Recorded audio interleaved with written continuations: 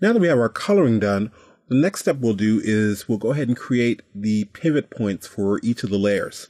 Now, if you remember, a pivot point is the equivalent of setting, let's say, a thumbtack into a sheet of paper, and where that thumbtack is the pivot point. So it says, where would the sheet of paper rotate from? So we're going to go and start from the neck. I'm going to go to my pivot tool. And for the neck, I'm going to set that right at the base of the neck. And we're going to keep moving upward. Next, I'll select the mouth layer.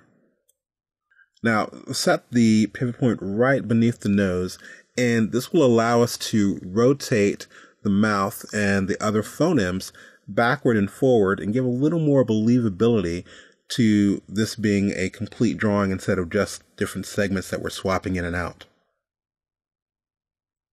So the nose, we'll just go ahead and pop the nose right here, like right at the base of the nose or right at the back of the nose. The head's not really moving. It's not really going to rotate. I am going to move this about dead center though. And for the hair, we'll set this right at the end, right on this, at the bottom here, that way it can rotate. And we'll do this for each one. Give it an interesting pivot point. The eyes, the pivot point right for the eyes actually works where it is right dead center. And the eyebrows will move this pivot point a little bit higher. Now our basic pivot points are set, but we will be revisiting these when we start working more on the eyes as well as working on the different mouth shapes for the phonemes.